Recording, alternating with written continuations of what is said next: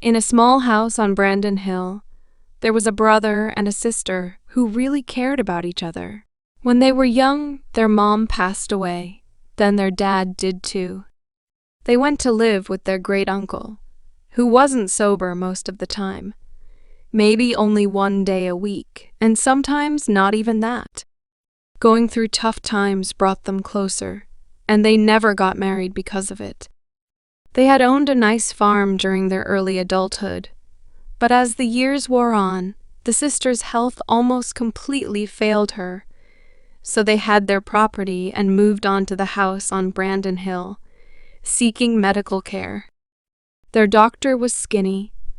Short-tempered, was especially angry with his patient, for he was unable to identify what exactly was ailing her, and left, after demanding $100 for his brief visit.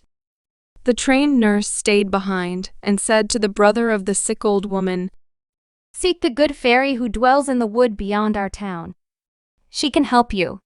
And so the brother went. The wood was a splendid and rather gloomy place.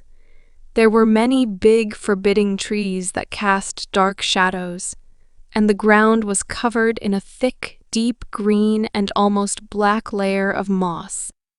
The old man wandered around for so long that he began to wonder if the trained nurse had lied to him, and it was then that he decided to turn around and try to go home. But no. What about his sister? How could he go home without a cure for her? He couldn't. After this decision was reached, the brother walked on, and soon after that, he stumbled upon a cave. "This," he thought to himself, "must be the good fairy's home." and it was. The cave appeared to be quite dark on the outside, but once the old man stepped into it, he was surprised to find it was all lit up with a silvery sort of light. And he followed it to the heart of the cave. It was here he met the good fairy. The silver aura around her was so bright that the old man couldn't see her. He could only make out her slim silhouette and long waves of hair rippling from her head. "Please, The old man began. good fairy, I need your help." Many have come to me, seeking my help. The good fairy's voice was light and airy. What is it your wish?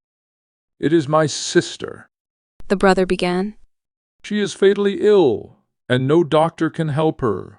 They do not know how. Can you make her better?" The good fairy guessed. And why do you want her to live? She is my sister. She is all I have. And why should I let anyone I love die without trying to save them first? The good fairy spoke again, her voice as smooth as silk. I see. Well, then I will warn you, I can only grant you one wish for free. It is the rule. What is your wish specifically?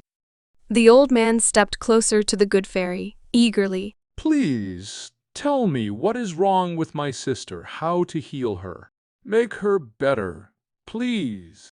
That is more than one wish, and as I cannot personally heal your sister without breaking the rules I made with fate eons ago, then I will grant you your first wish, and only that.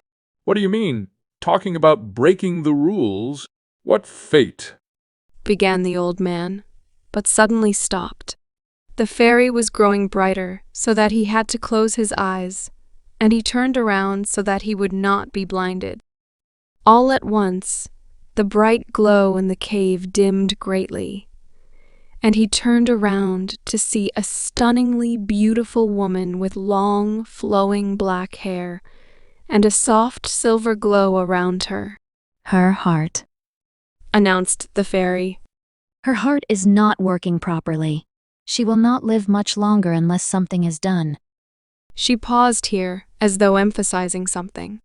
You must leave now if you are to see her again, alive. That is it. The brother was angry, and his face showed it. I walked 300 miles so that you could tell me in the vaguest way possible what was wrong with my sister and that I should go. You didn't even tell me how to help her.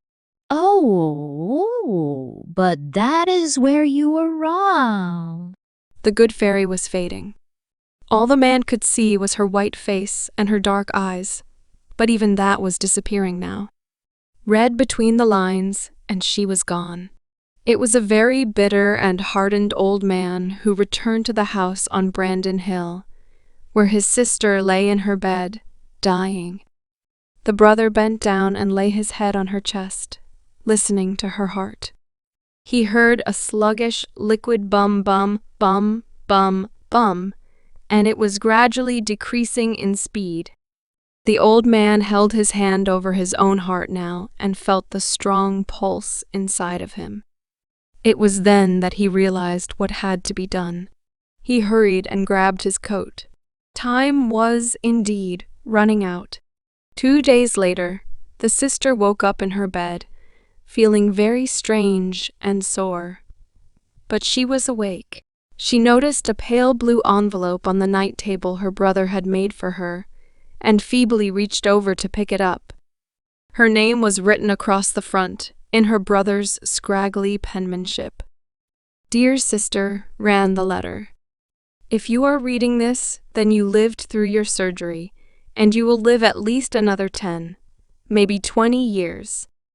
You were supposed to dead as of right now, but that didn't happen, and if you read on, you will see why. I loved you too much to let you die, dear sister, but your heart was failing you, so I gave you mine. It had to be done, but do not be sad. We will see each other again one day. Until then, enjoy what life has to offer you, and if you ever need a favor, seek a cave in the wood.